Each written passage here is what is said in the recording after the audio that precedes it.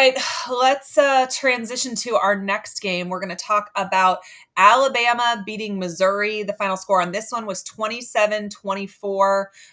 Missouri has been really, really good under Drinkwitz, and Bama has been interesting to watch this year. First game of the season, TJ alluded to it earlier in this. Florida State dominated them, and we sat here and said, this is not your Nick Saban's Alabama. But then they've consistently gotten better, and they've won a lot of football games since then. Did you watch this one, Will, and what'd you think? I did, yeah. I mean, my biggest takeaway is that Ty Simpson is just ice cold. That throw he had on the fourth down on their final drive to go up by 10 was one of the best throws I saw all week in terms of the situation and just the accuracy of that throw. Bama's defense, I mean, they had Missouri really in hell. Ahmad Hardy only 12 carries for 52 yards. I think he's one of the best backs in the country, and they totally stifled him. And Bo Pribula just looked really uncomfortable. They picked him off twice. Missouri's performance really didn't scale up with their competition level because they've been playing fine teams, but they haven't played someone as good as Alabama. And Bama really came in and just kind of spooked them. For Missouri, I talked about their edge rushers a lot in the previews, and they did kind of what I thought they would. They had 3 sacks from Zion Young and Damon Wilson, which included a strip sack. It just wasn't quite enough. I mean, going on the road in the SEC is always hard, especially at a Missouri team who's feels like really rejuvenated, like they can really make a statement in this game. It was a big win for Bama, and for Missouri, now they have to go on the road to an Auburn team. That's such a disgusting spot. But I like Bama a lot in this game. I think that Missouri, it's not a bad loss by any means. I think that this is, next week we'll really see a character test from them because I do believe they can be a playoff team. But we'll see how they bounce back from this. But Bama, I was really impressed with Bama, so I'll give them credit. TJ, what did you think of Bama? You got to watch Bama week 1, and this is not the same team. This looks completely different. You told us, I don't remember if it was before the show started or if it was at the very beginning of the show, but you told us that that's the biggest head scratcher of the entire season so far, is that how Alabama can look like they did against Florida State and how Florida State can look like they have since then.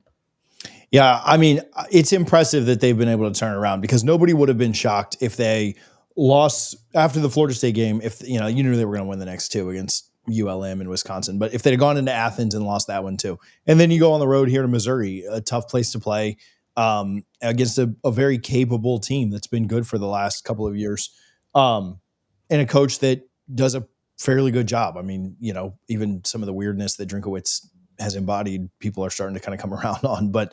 Yeah, Ty Simpson, to me, he should be leading all the Heisman talk. Actually, I think Reuben Bain should, but we all know it's a quarterback award. So for the quarterbacks, I think Ty Simpson has been really good. I don't even think he was the problem in that Florida State game. I also think that, you look back at that Florida State game, and I rewatched some of the highlights, they had a lot of drops in that game. I think they had 5 drops. And that really, Florida State has really struggled to, I'm getting to a point, not just trying to make this an FSU thought, but if Bama would have just caught some of those pretty direct, over the middle, 7, 8, 9 yard completions to extend drives.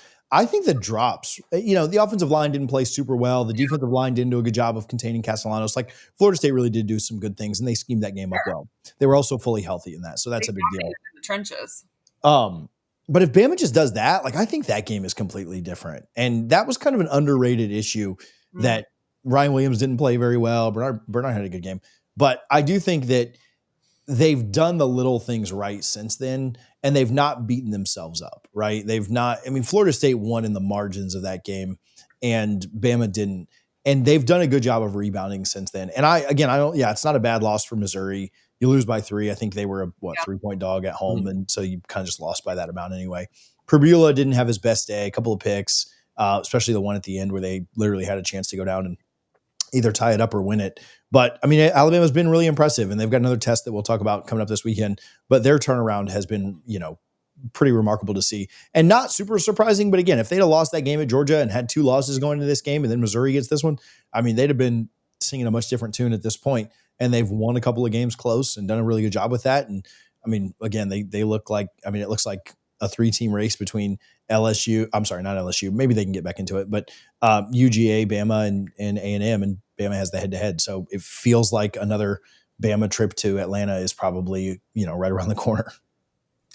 This is an interesting Missouri team, and I think you're right that a 3-point loss to Bama is nothing to hang your head over. And there's so much swirling around a drink and whether he's going to be candidates for different jobs that either are open or will become open. Is there any world where that's affecting anything that's happening in the locker room at all? I think it can. I'd be a little surprised if it was something that was, like, dividing or taking their focus at least this early, because I think that, his name hasn't been popping up the same way that, like, Kiffin's has, at least in Florida's perspective. So I do think that can have an impact at some point.